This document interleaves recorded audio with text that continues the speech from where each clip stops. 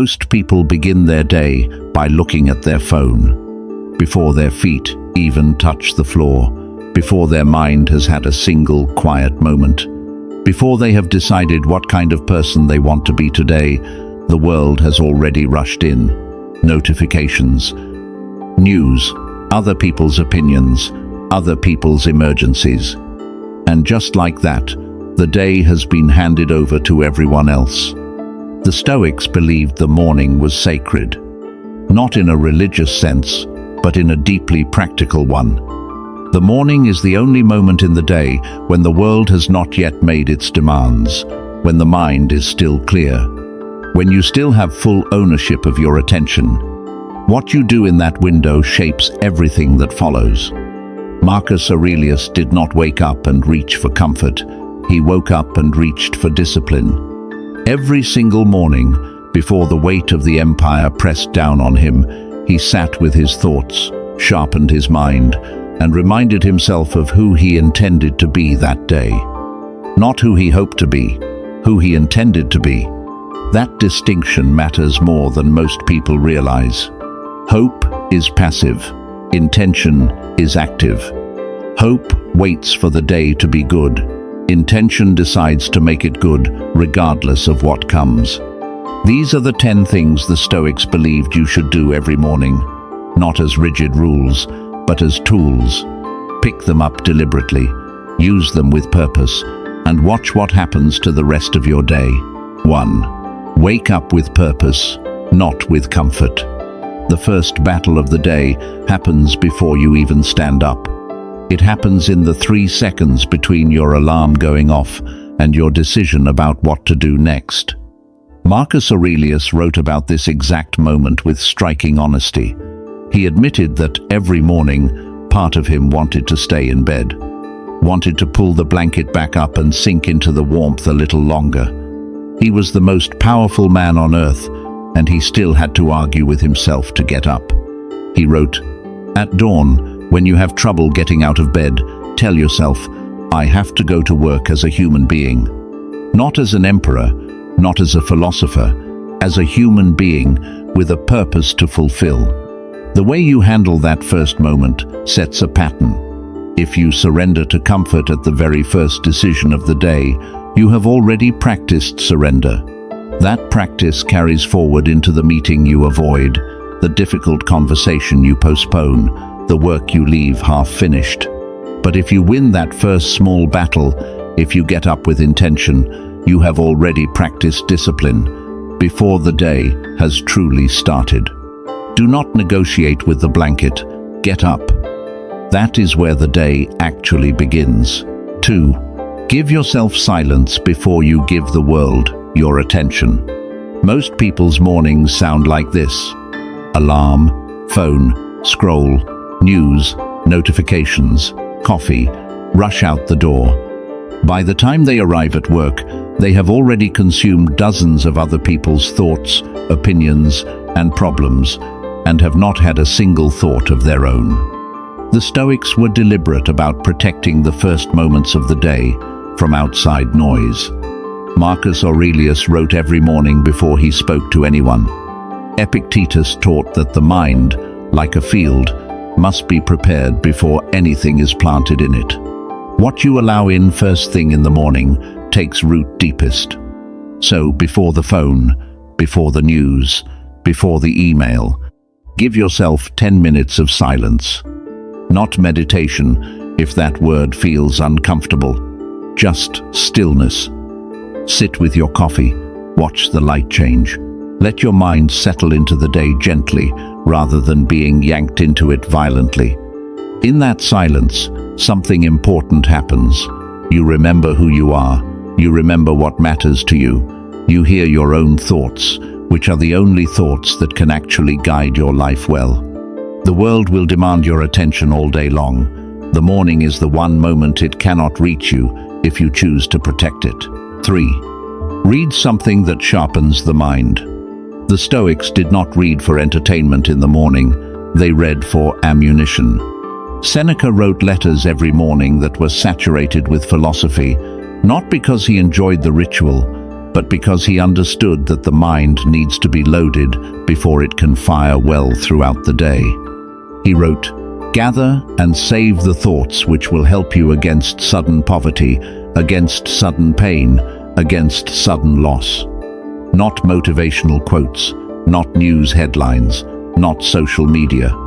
Read something that challenges you, something that asks a harder question of you than you would ask of yourself. A paragraph from Marcus Aurelius, a passage from Epictetus, a page from a biography of someone who built something real under difficult conditions. You do not need to read for an hour. 5 minutes of the right material is worth more than an hour of the wrong kind. The goal is simple. Enter the day with your mind already engaged, already thinking, already asking better questions than the ones the world will throw at you. A sharpened mind is not built in moments of crisis. It is built quietly, every morning, one page at a time. 4. Write down what you intend, not just what you need to do. Most people keep a to-do list. The Stoics kept something different. They kept an intention list. There is a subtle but important difference. A to-do list tells you what tasks need to be completed. An intention list tells you what kind of person you intend to be while completing them. Marcus Aurelius did not write, "Meet with the Senate, review military reports, handle the flood situation in the provinces." He wrote things like, "Today I will encounter people who are ungrateful, arrogant, deceitful. I will not be disturbed by them. I will remember that we are made for each other." He was not planning his schedule, he was planning his character. Before you write down what you need to accomplish today, write down one thing. Who do you intend to be today? Patient, focused, honest, present, calm, under pressure. Pick one, write it down, put it somewhere visible, and let it serve as the standard against which you measure every decision throughout the day. Tasks can be left unfinished. Character cannot be outsourced. Set the intention first. 5. Contemplate what could go wrong and decide you are ready. This is the Stoic practice that makes most people uncomfortable when they first hear it. Every morning, Marcus Aurelius would deliberately think about difficulty, not as a way of inviting it, not out of pessimism, but as a form of mental preparation so thorough that when difficulty arrived, and it always arrived, it held no power to shock him into paralysis. The Stoics called this premeditatio malorum, the premeditation of adversity. Before the day begins, ask yourself, what could go wrong today? What is the most challenging thing I might face? How will I respond if that happens? Walk through it in your mind. See yourself handling it with calm. See yourself staying clear-headed when others would panic. See yourself choosing your response instead of simply reacting. This is not pessimism. A pessimist thinks about what could go wrong and decides it is hopeless. The Stoic thinks about what could go wrong and decides they are ready. There is a world of difference between those two outcomes. The pilot who has trained for engine failure in a simulator does not panic when it happens in real life. The surgeon who has mentally rehearsed the difficult case performs better when it arrives on the table. The person who has contemplated loss in the morning holds it more steadily when it actually comes. You cannot control what the day brings, but you can control how prepared your mind is to meet it. Contemplate the difficult, then decide, I am ready. 6. Remind yourself of what you cannot control.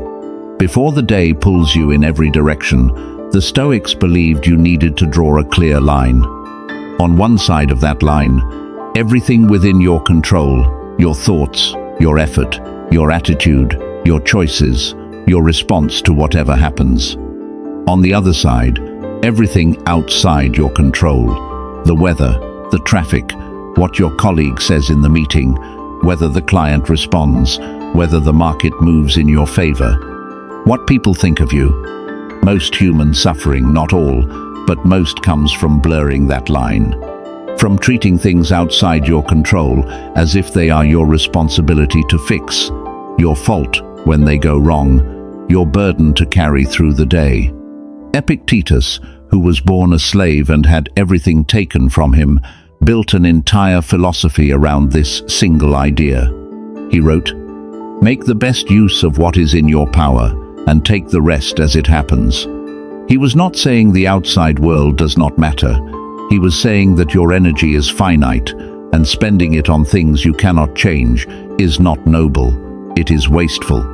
Every morning, before the day begins, take 60 seconds to draw that line deliberately. Ask yourself, what is actually within my control today? Your preparation for the meeting, yes. Whether the meeting goes perfectly, no.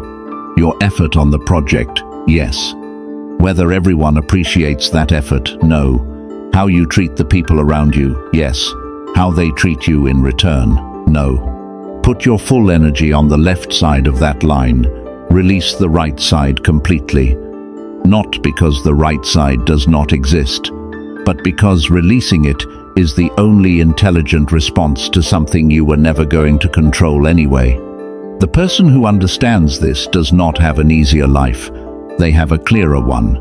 And clarity, in a world designed to confuse you, is one of the rarest forms of strength. 7. Move your body deliberately, not performatively. The Stoics were not passive philosophers who sat in rooms thinking all day. Marcus Aurelius trained physically every morning. He wrestled, he rode horses. He understood, long before modern neuroscience confirmed it, that the body and the mind are not separate systems. They are one system, and what you do to one, you do to the other. A body that is stiff and sluggish produces a mind that is stiff and sluggish. A body that has been moved, stretched, pushed slightly beyond comfort, produces a mind that is alert, clear, and ready to handle difficulty. But notice the word the Stoics would use here, deliberately. Not performatively, not for the photograph, not to post about it afterward, not to signal to anyone else that you are the kind of person who exercises in the morning. Deliberately, meaning you know exactly why you are doing it. You are doing it to sharpen the instrument you will use all day. Your mind lives in your body. Take care of the house. It does not need to be an hour. It does not need to be intense. 10 minutes of walking in silence. 20 minutes of stretching with focused breathing. A short run with no music. Just your thoughts settling into the rhythm of your feet on the ground. The goal is not fitness in the conventional sense. The goal is to arrive at the start of your real day, having already done something difficult, having already chosen discomfort over comfort once. That single choice made before 8 a.m. changes the texture of every choice that follows. Move your body, not for how it looks, for how it thinks. 8. Practice gratitude, but make it specific.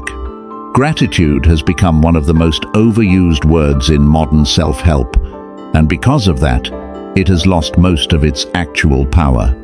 People write gratitude lists that say things like, "I am grateful for my family. I am grateful for my health. I am grateful for this new day." And they write the same things tomorrow, and the day after, until the words mean nothing at all, just a ritual performed out of habit, producing nothing real. The Stoics practiced something different, something sharper.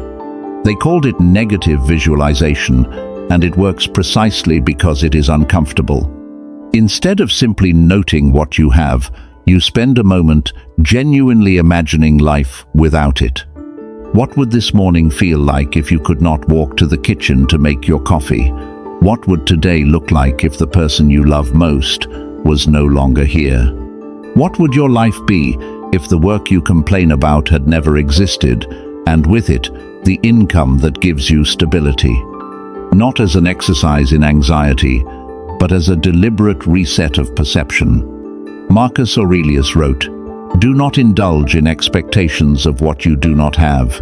Instead, take the finest things you have and reflect on how much you would crave them if you did not have them." When you truly feel, not just think, but feel what absence would mean, presence becomes vivid again. The ordinary becomes extraordinary. The things you walk past every day without noticing suddenly carry weight. That is real gratitude, not a list, not a habit. A genuine shift in how you see what is already in front of you. Practice it every morning. Make it specific. Make it uncomfortable enough to be real. 9. Set one standard for the day and hold it. The Stoics did not try to be perfect. They tried to be consistent. There is a critical difference. Perfection is a destination that does not exist. Consistency is a practice that compounds over time into something no single brilliant day could ever produce. Every morning, Marcus Aurelius chose one standard to hold for that day, not 10. Not a list of virtues to chase simultaneously. 1. Some mornings it was patience. He knew he would face people who frustrated him, senators who argued in bad faith, advisors who gave poor counsel, soldiers who complained. He decided in advance that today, patience would be the standard he returned to every time he felt the pull of irritation. Some mornings it was focus. He knew the day would bring 100 things competing for his attention. He decided in advance that today he would keep returning to what actually mattered and let the rest fall away without guilt. One standard, held consistently throughout the day. This is not a small thing. It is actually very difficult, because the day will test it not once, but repeatedly. And every time you feel the pull to abandon it, you have a choice: drift or return. The Stoic always returns. Pick your one standard tonight before you sleep, or pick it in the first quiet moment of tomorrow morning. Write it down. Say it out loud if you need to make it real. Then hold it, not because the day will be perfect, but because who you are at the end of the day is the sum of the standards you chose to return to, even when it was inconvenient, even when no one was watching, even when you had already slipped once, and it would have been easy to simply give up on the standard entirely. One standard, all day, that is enough. 10. Begin before you feel ready. This is the last principle, and in many ways, the most important. Because all 9 things before this one are preparation. And preparation, as valuable as it is, can become its own form of avoidance if you are not careful.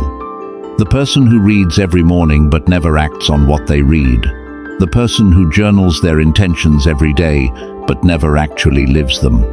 The person who visualizes the difficult meeting but still postpones it indefinitely. The person who sets the standard every morning and then waits for the perfect moment to begin living by it. The Stoics had no patience for waiting.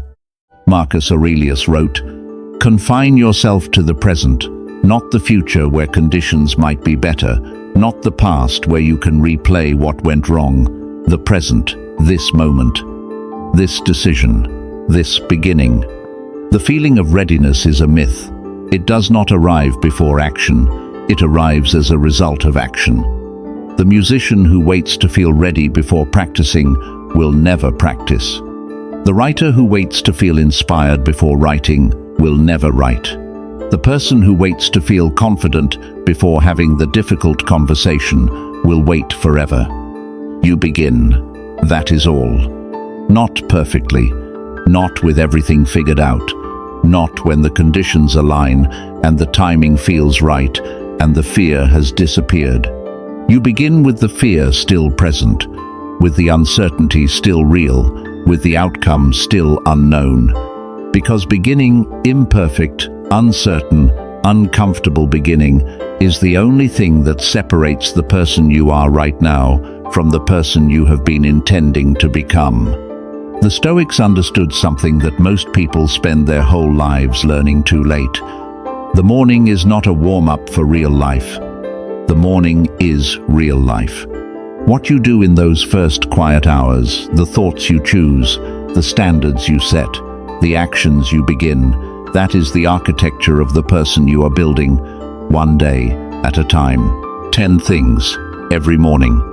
Not because life becomes easy when you do them, it does not. But because you become someone who does not need life to be easy. Someone who wakes up with purpose rather than dread, who protects their mind before handing it to the world, who reads, thinks, writes, moves, and prepares not out of discipline for its own sake, but because they understand that every morning is a chance to build the person they want to be before the day has a chance to build it for them. Marcus Aurelius had an empire to manage, wars to fight, a plague to survive, betrayals to absorb, and still he found the morning. Still he sat in the quiet. Still he wrote. Still he prepared. If he could find the morning, you can find it too. The alarm goes off. The day waits. What kind of person will you choose to be before it begins?